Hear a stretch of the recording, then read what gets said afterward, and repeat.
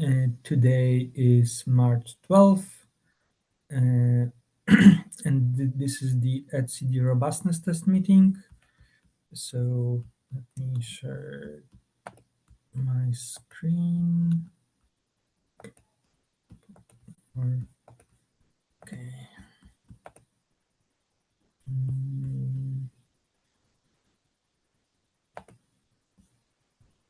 Can you see my screen? Yes. Or it's okay. Now does it work still? Yes. Okay. Yeah, today is March 12th. We have a robustness test meeting. The first thing on our agenda, as always, is questions and answers. So if there are any questions about robustness, you want to talk about anything related to testing and correctness of that CD, please post your question. Happy to answer. The link to the document is in the calendar invite. But if there are no questions, or are there any questions in the call? If there are not, let's move to the second thing, which is looking through the issues, new issues. In robustness testing, there have been none. I think from since the last time we fixed one of the bugs, hopefully in the robustness testing, relating to the history patching. But outside of that, there was none. Update on the antithesis engagement is that I got another answer that maybe next week. So I'm still waiting to get confirmation. So yeah, no new issues here. Let me just write an update, or maybe let's zoom in.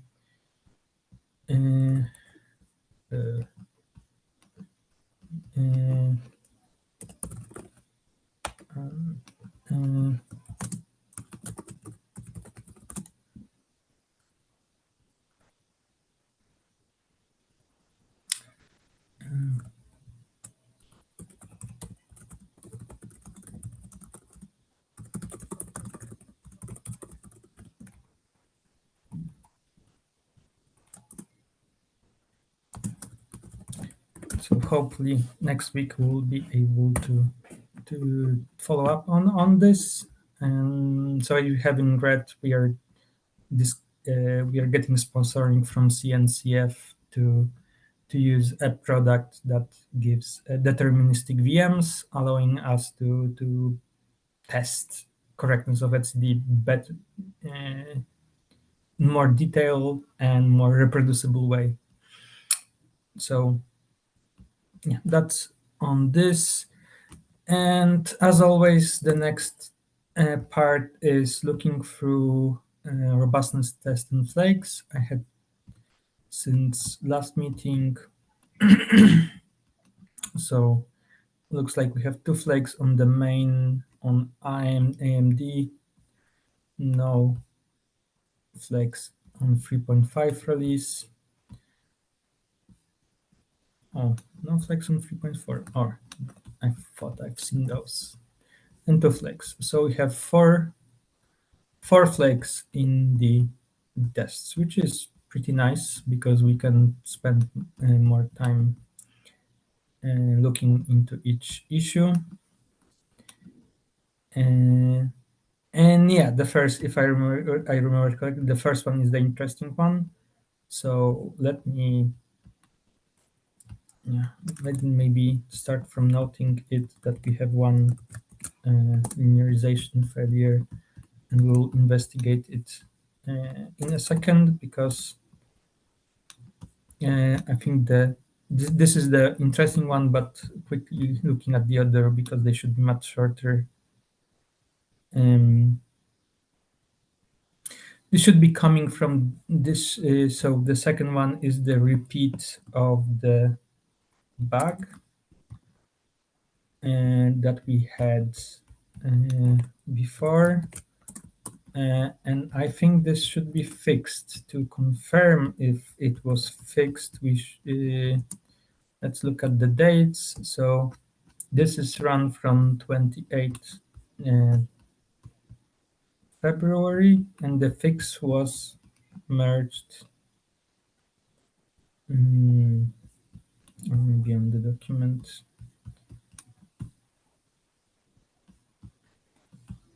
Mm,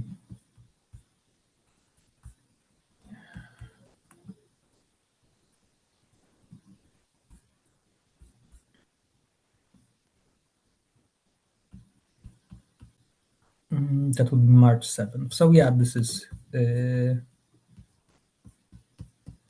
this should be addressed. So let's note that.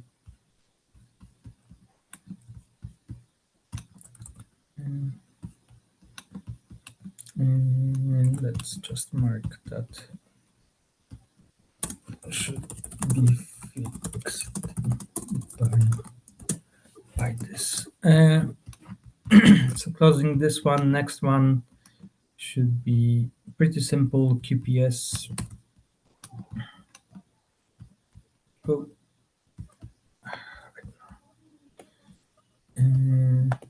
sorry for that. Low QPS. And the last one. Oh, that's the repeat. And this happened. That's also the bug that we fixed, and that happened on the 3rd.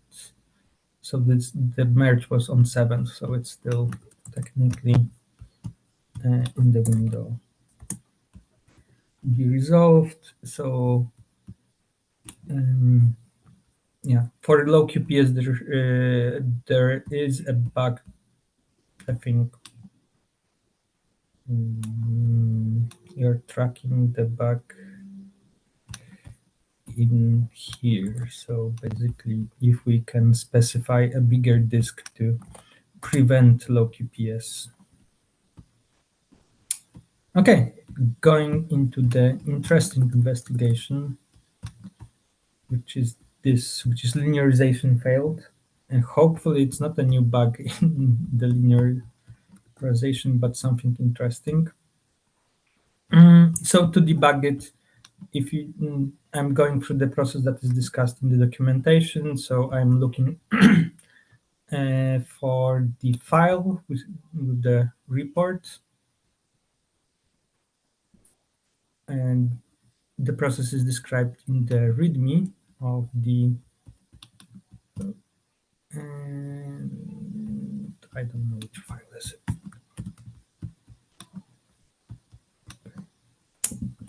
And it magically opens different file.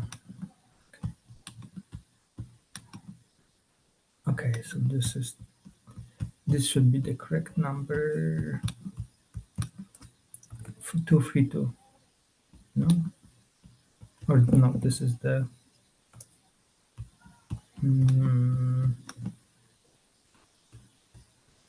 how do I confirm this is the correct file? 232. Okay, here's the. Okay, I don't have enough disk. Enough disk. Can I remove the? I think we should fit. Okay, so if I have a file, the failure, I should be able to put it into the robustness directory,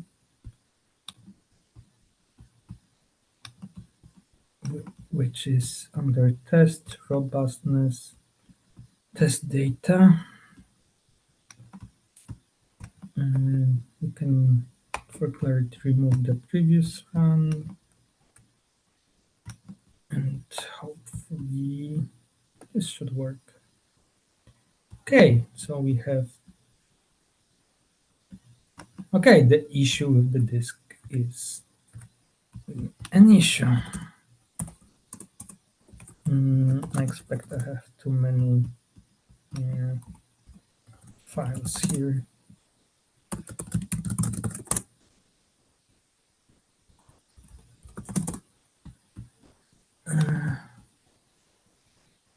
Okay.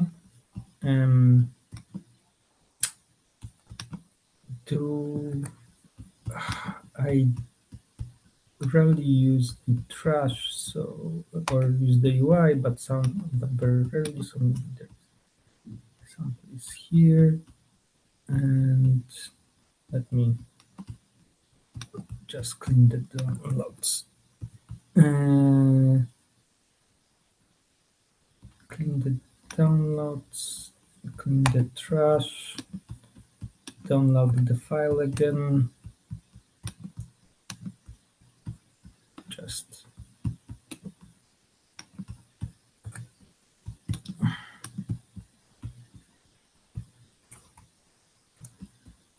okay. Remove. So we have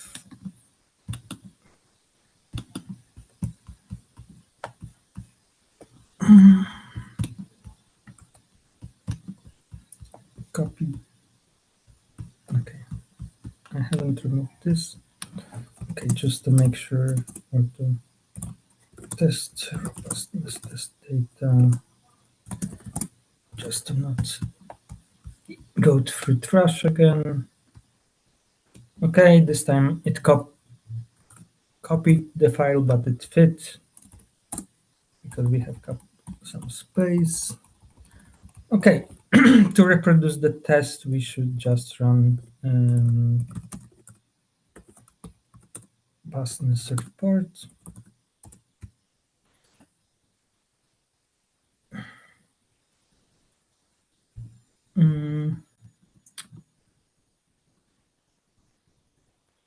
But we can, in the meantime, try to open the history.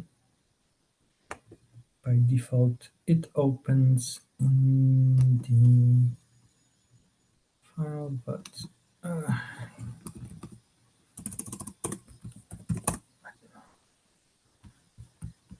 can I just copy maybe absolute path?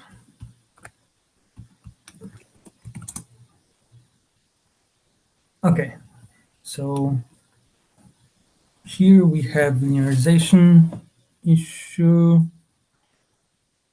and yeah, it looks interesting. So yeah, so we can jump to the last error, and we see that it failed after this transaction, but it failed on this operation because it looks like it was not able to find throughout the whole time. It was not able to match it at all to any operation, and this is a pretty early error. And here is one issue with the UI from Porcupine. That how do you find what's the name of the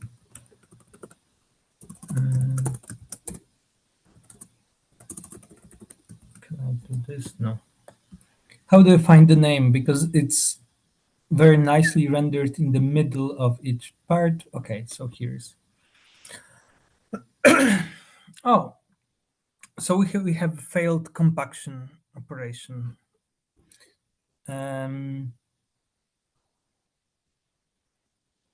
Okay. So we basically were not able to linearize it, and or not compaction. It's a This is a Kubernetes test, and during Kubernetes test, we run a compaction in the background the same way that Kubernetes does. And here is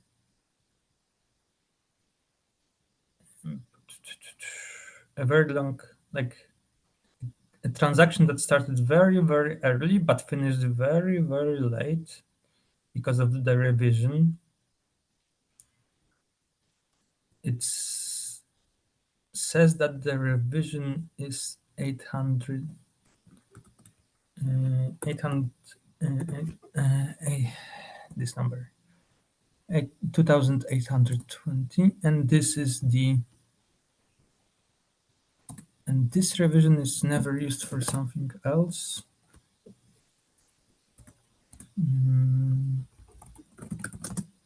Okay, so this revision only appears here.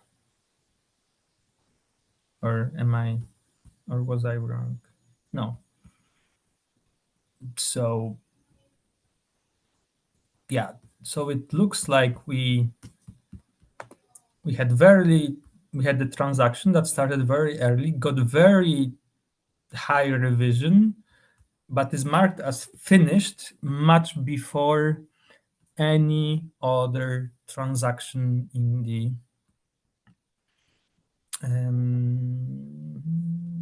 that has the same number of revision, because it finished around 130, and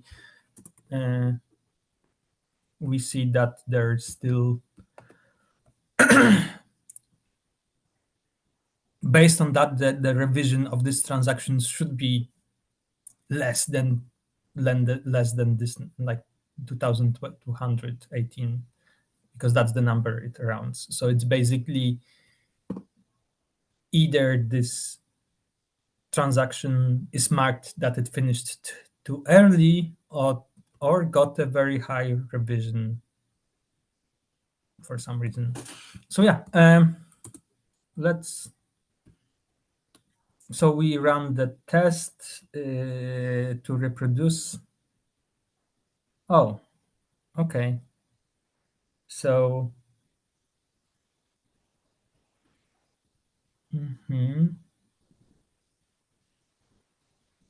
that's at least interesting. So during the robustness test, we read the wall, and there was an error when reading the wall. But just to compare, we have 3 servers. So not reading a wall on one of the servers should not be a huge issue.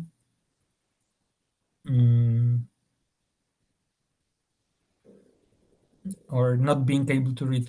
It basically means one of the servers compacted or removed the older entries, because we try to read from snapshot 00, but the entry that we have is much higher number. Okay, so how to look into deeper? Based on previous experience, we had a couple of issues with this transaction with the bug. But to confirm, do we have any requests that use the same key? But apparently I cannot copy the key. That's very nice. Okay, so the compact ref key is used a couple of times until it fails, and that's the last time we used it. So we had so that's not, at least we are not seeing any later changes.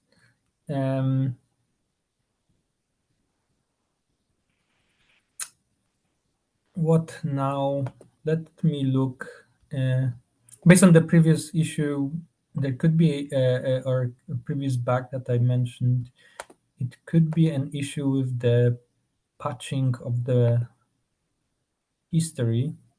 Oh, I haven't read this code for some time. But not patches. Random reports, test data. validate. And in validate, we have patching history. So there could be a bug, or we do patching of history to make it more faster to linearize.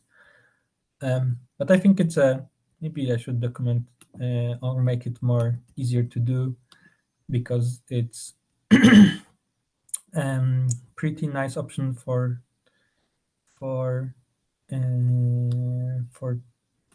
reproducing. Is we can confirm that there is an issue with patching if we just disable it. So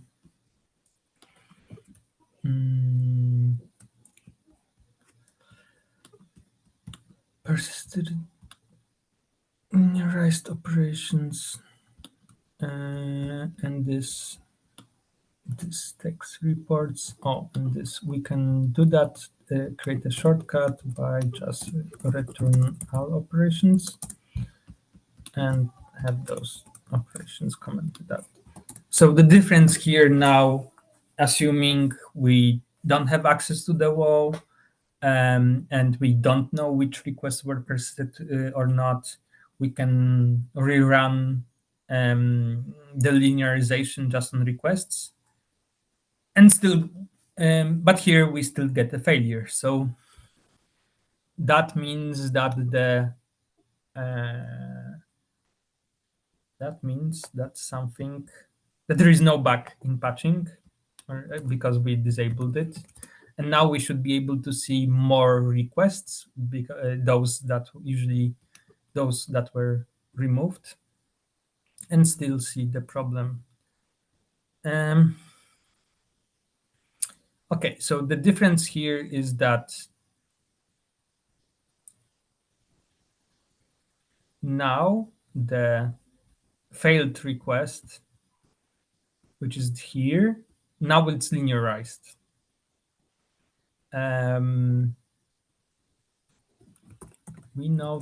We should know the revision. So it was 2830.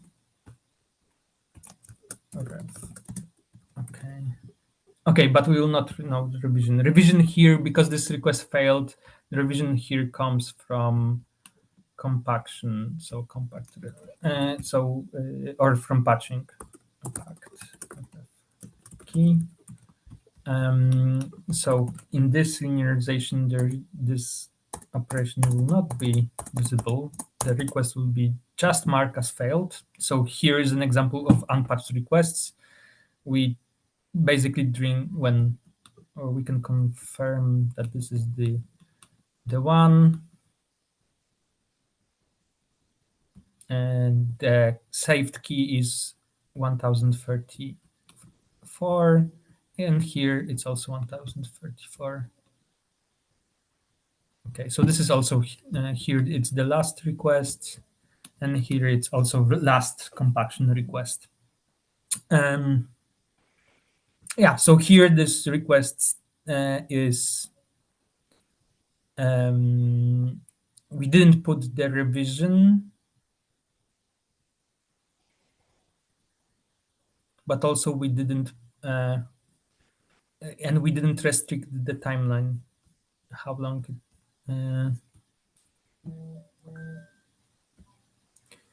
so this allowed this request to be linearized. So assuming that the revision from this transaction makes sense, we should be able to find 28031, let's say.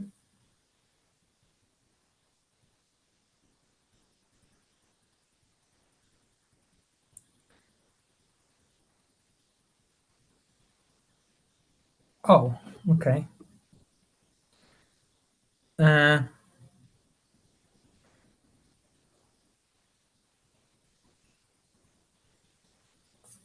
So this means, or I think it makes sense, but yeah. So if we remove the patched operation, we know that this, or we don't know, we never observe a write with this revision.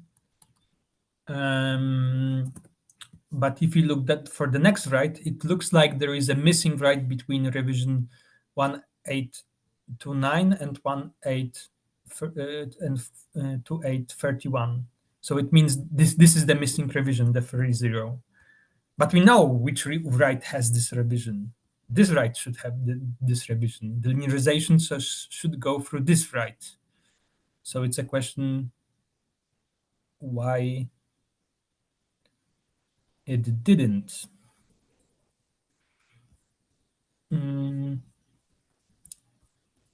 So I guess that this request was running for so long that at some point linearizer decided to use it. Can we guess what was the revision on 9? We can see the previous says 976. So this means that this transaction was used on transaction on 976. Yeah, here. So pretty early. But the bad thing is it was so because it's a transaction, it doesn't necessarily increase the revision. So here there was basically the transaction for compaction checks if the key previously is set to some value or some mod revision. If it's not, it will not increase the revision. So here the transaction that should be responsible for revision 2030 380 was used much earlier and was not used for this revision, um, which this fact is not necessarily bad that it was used earlier. The fact that when considering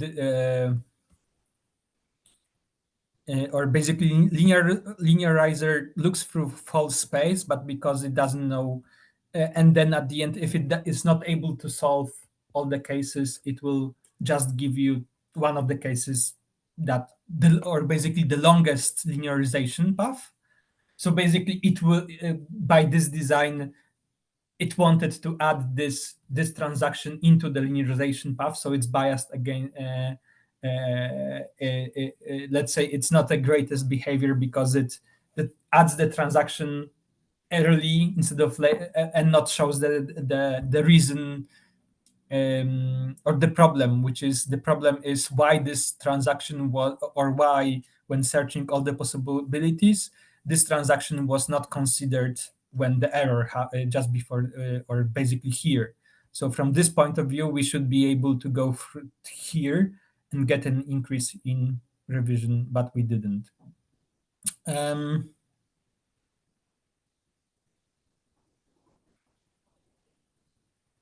Yeah, so something prevented this, and that's not great.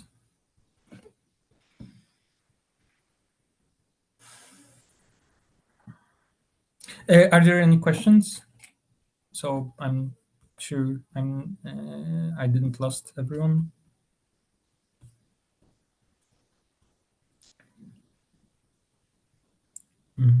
Or different question. Does it make sense? So does it mean it's actually linearizable, but it's just the algorithm is not picking it up correctly? So from what we see in the history, it would make sense that we could use, there is a transaction like during this time, like throughout this time, and this transaction could succeed. So we know that, so based on that, the history looks correct, like from human perspective, because it should be extendable by going from here to the transaction that failed to here. So this means that there is a bug in linearization, or in the model, uh, which is not great. Um,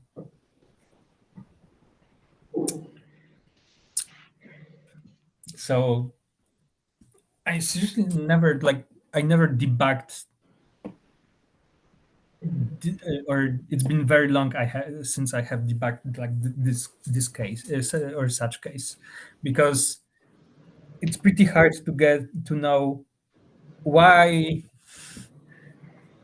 from this state. I mean, we could try to hard code it or do some debugging, but basically we have a huge space of the calls, and we just want to know the one snapshot and one history where this transaction was not used, and the linearization got to revision to this revision, and this transaction was not used, and why it didn't go here, why it didn't move here. And usually how I do it is, in similar cases, I just write a unit test, uh, in the robustness, and try to go off that. Here my only dread from and suspicion is, I don't know, I don't even have a breadcrumb. My guess was, oh, like if all the lists are on the registry pods prefix, it means that the maybe the key, the one unnatural compact ref key, is not included in this list. So this is maybe a problem of this is maybe a small like complication in the edge cases, that we don't have a transaction that, like, from linearization point of view, we don't have a transaction that would confirm whether this compaction succeeded or not, because we never read or observe this key ever again. It's just last transaction that touches this key, which means uh, we don't have any point or any further information of what happened to the key. Was it, have the transaction succeeded or not? So usually, if there is in robustness, when we crash at CD, and a lot of transactions fail, first thing to do is to read all the objects and confirm if all the objects are what is their state, because this narrows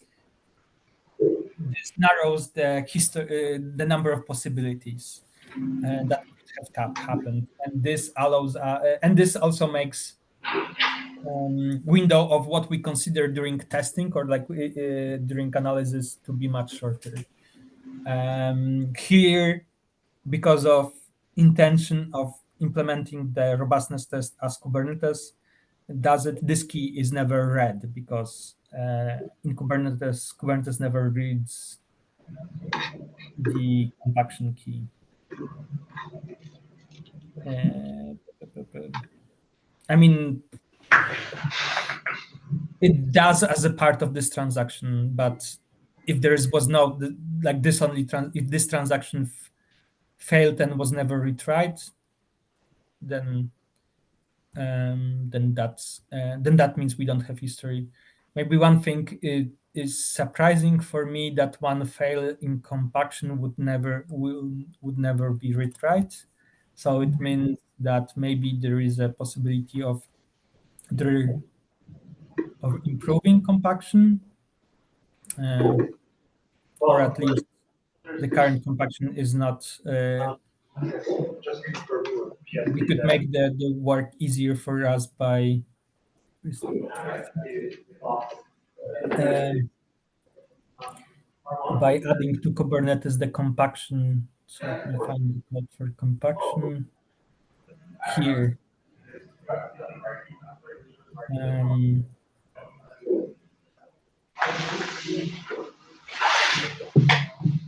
So technically, we retry after in compaction. So it's a question why we didn't retry here.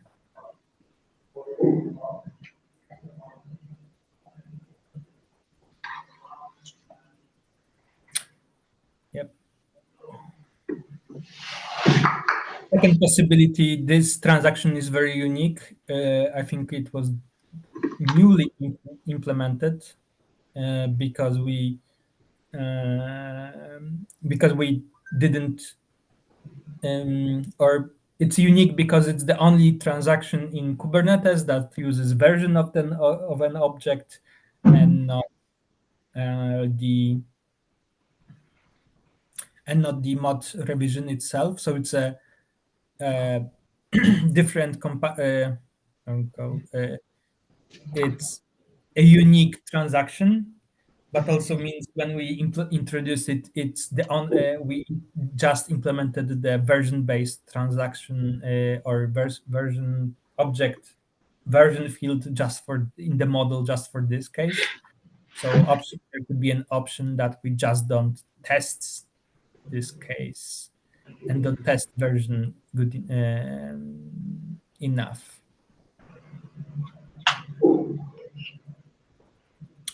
Yeah. Mm.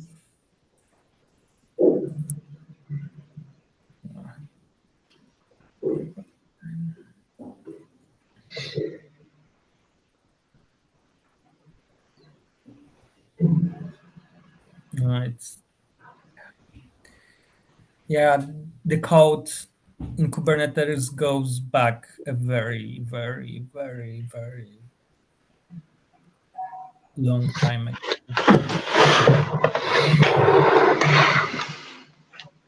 It's over-explained code from I think 8 years ago.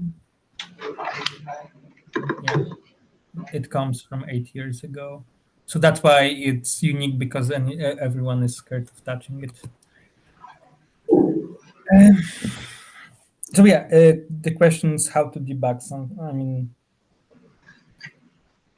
how to debug something like this.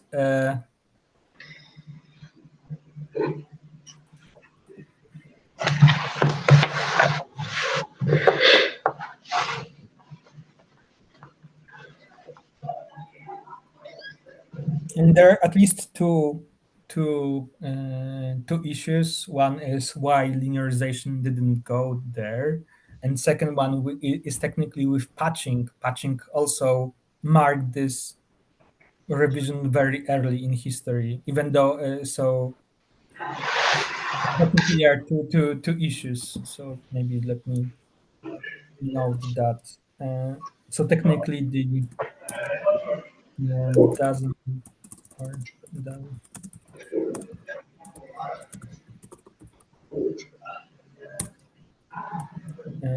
problems we see. So we see patching marked return time very early. Um,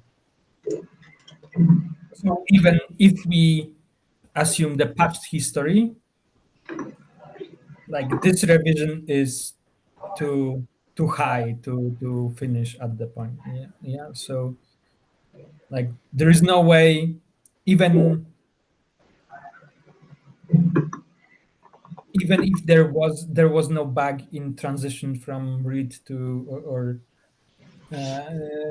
in transition in model from revision like to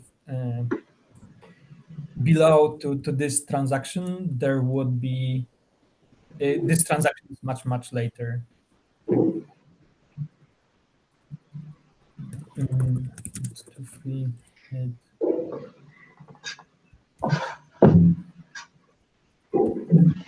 really?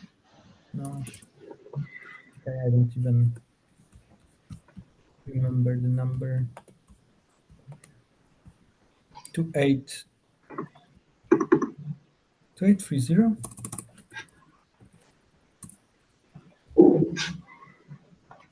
830. Okay, yeah, it's much like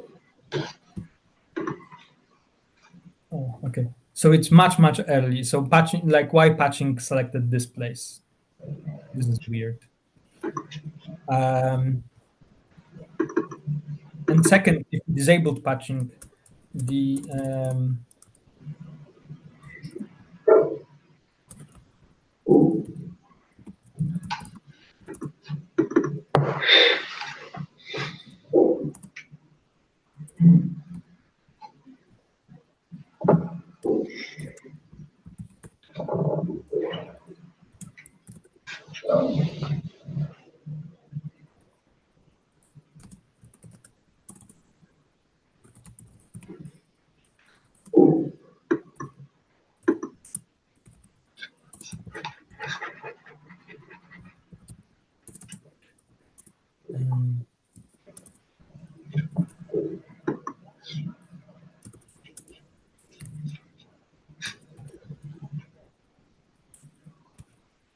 yeah,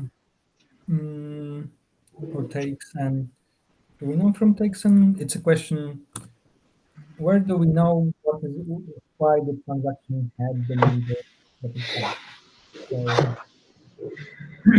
maybe let's tackle one problem at the time. Um, so in the test data report, uh, so, we can find the revision or the revision, and we can see if it's used for anything. Okay, can we do a pretty print of that?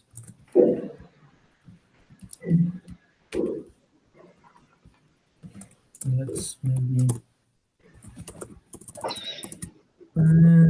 it's client one. Can we just yeah? Okay, that's more like it. Okay, so on the watch we have observed the put operation, and we observed that there was a transaction. So here is oh yeah, pretty print. That's the nice thing. So yeah, on the watch we observed a put operation, which is like a subset of operations from that transaction can execute. On the key makes sense. On the value matches, and got this exact revision. And from that we have a time. So we know technically, or at least current assumption was if we got a watch response. Ah, the transaction should have happened before that. Maybe that's a wrong assumption. That's a interesting case. Uh, why? Because technically, I think that's a wrong assumption. We assume that the watchers will be informed uh, after the caller is informed, which in almost in all cases is true, but technically a caller could have an arbitrarily get an arbitrary delay. So maybe let's try this.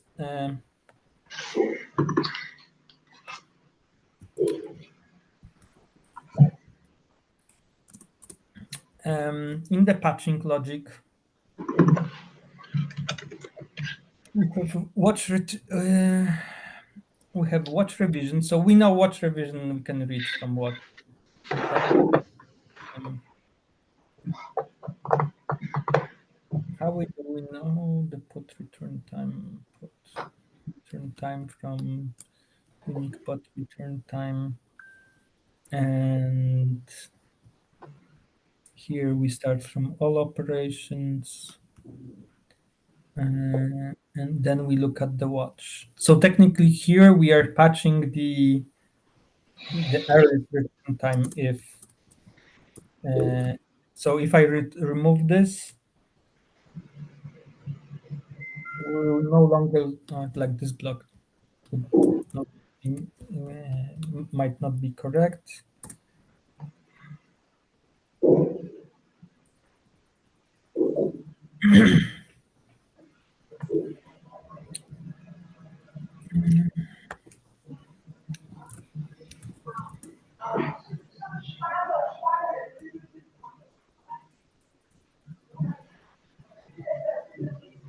Okay, so we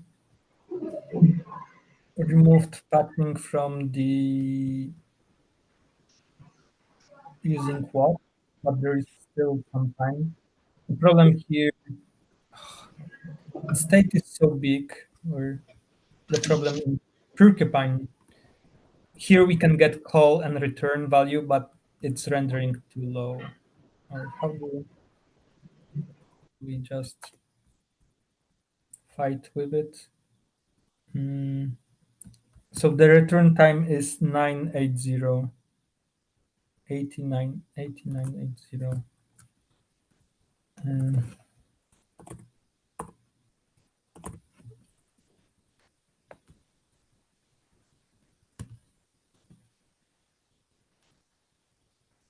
so this is in the history, and this is in watch technically. So this is uh, just a random suffix. This is operations, but I think this is also an unrelated operation. Huh. Oh, uh, this is the transaction that failed.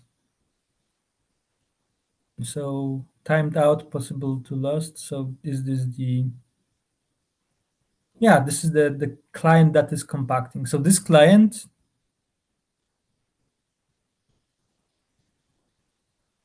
made this operation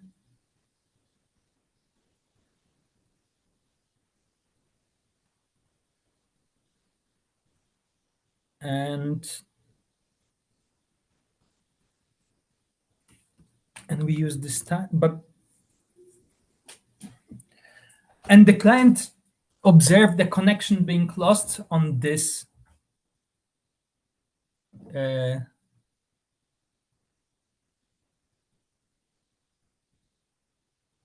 client observed connection, the error on this return, on this time. The strange thing is, fact, usually we don't use time from the error message, from errors, because we throw it out. I mean, we explicitly throw the error time from failed operations out, because you don't know if you got a connection error, you don't really know when it happened, or have you got it delayed, and you don't know if the transaction was really persisted, because if what happens when you get a connection error at the beginning of processing the transaction, you would think that it's the transaction didn't pass through, but the reality is that um, you got a connection error, but the transaction succeeded in etcd and went by it, and it happened, could have happened much later even. So I'm surprised that this time is present here, because this is exact the time. Mm. So I mean, in fact, the time is here in operations, I don't think is a problem, but fact that it's still used later, that's strange. Mm,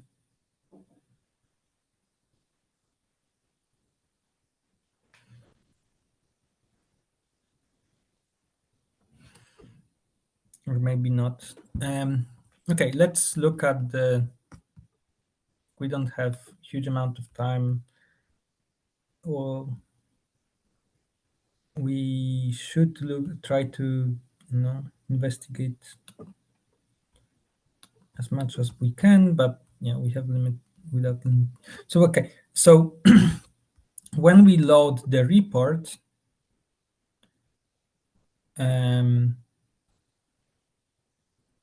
yeah, we just load the report and get the reports, and then we use the time. So the strange thing is why the report has the time set, because if you look at the history codes, when you append, I mean, if you append any normal transaction, you will append it successful, so you will mark start and the end. But when you append failed, why do we append? Now we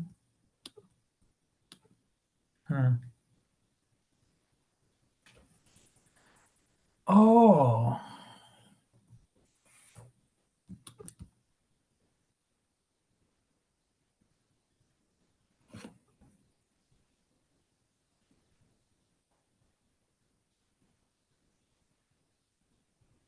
okay, that could be something. So okay, so at some time I think added fact that we persist the return time for operations that are um,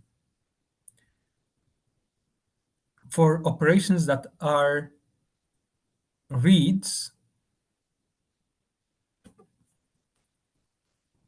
Yeah, so and the reason is that we want to the reason was to visualize it, so we still have full time.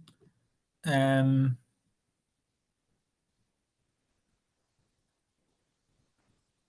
but this is not a read, yeah. 830, yeah, this will not be visible here. Yeah, this is not a read. It has, in first block there is a transaction. So if we look at the logic of is read,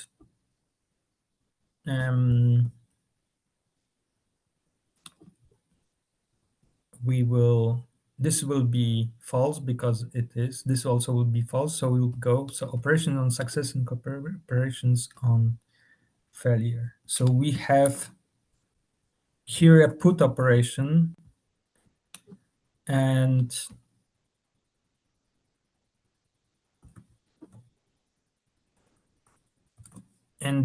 this is a put operation. So this should,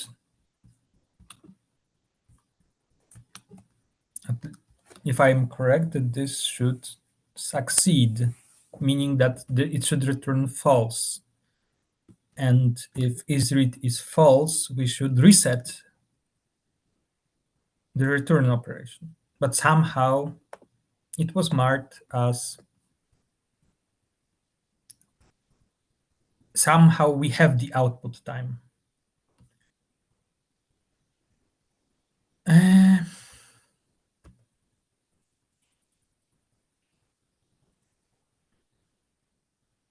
Okay, can we cheat a little? So where did I see it? This is the watch. But if we,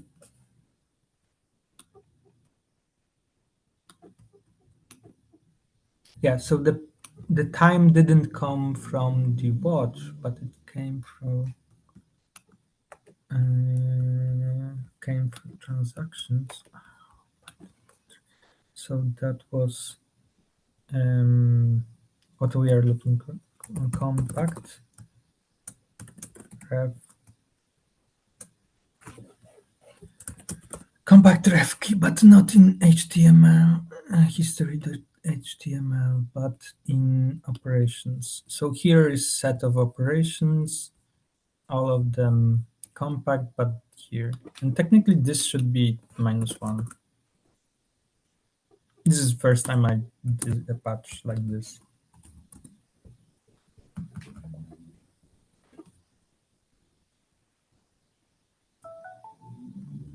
So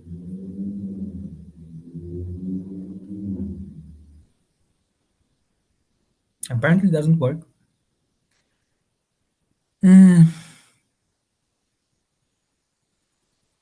And before it starts. And before it starts. So we don't set -1, we set the time of the latest transaction. So we cannot set last time, we should. Okay. That's not great that we need to find the time ourselves. Stone.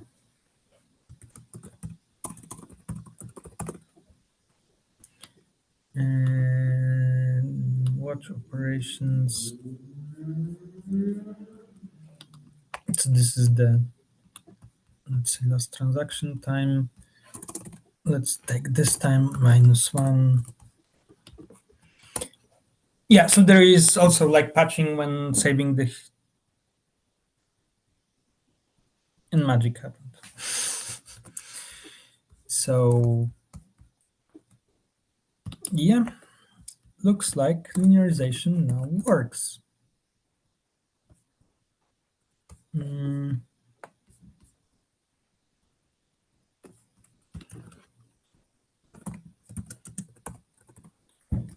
Because this request was properly patched and had a proper end time, which was very. Oh, I somehow it ended here, which is even stranger. I don't think this is the same request. Okay, so this is.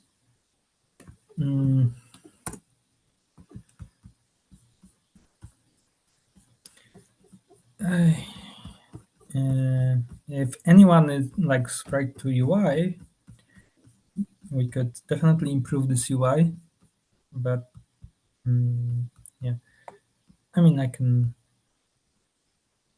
Okay, so yeah, this is where it finishes. So yeah, now we made the request longer, and the magical thing is now patching the history worked because it managed to put it after 29 and before 31. So this means that this is not a patching issue, but a failed transaction return time was set incorrectly. To yeah, so that's one issue. And technically, the second part should work, but to confirm, we could just disable patching and see.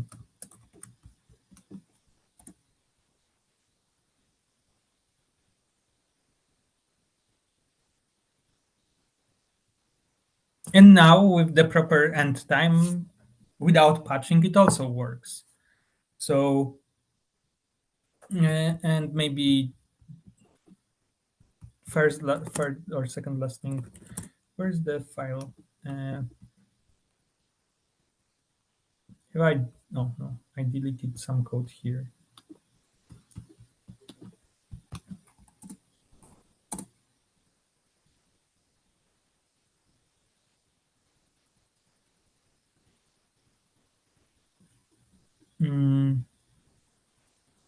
So those code is not used. So yeah, if we fix the history now, now this works, or and this works. So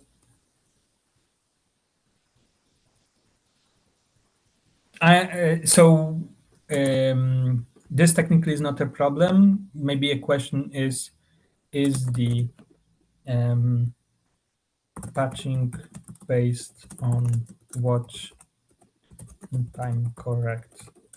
And this is uh, maybe, possibly. And yeah, so um, so this means we have at least find the root cause. I'm still think this. I still need to think about it, but yeah, this is the root cause. If anyone is interested, I will file a bug. We are out of the time. Sorry for going. Um, uh,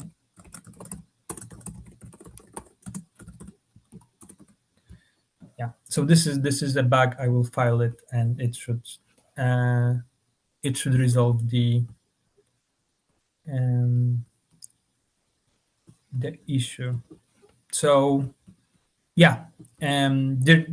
So yeah, to high level summarize, we investigate one of the linearization issue. We found that it reproduces. We then noticed that there are issues with the return time being too early. We investigated whether it's due patching or any other reason. We found out the report is written has a strange value which is not following the code, or at least not obviously why the code didn't follow it. And after fixing it, everything worked. So we eliminated the possibility of this being etcd or the patching code, um, which which points out to the issue with the history, how history is collected from requests. I will file an issue, and that's all for today. Thank you, everyone, for standing. Thank you. Bye.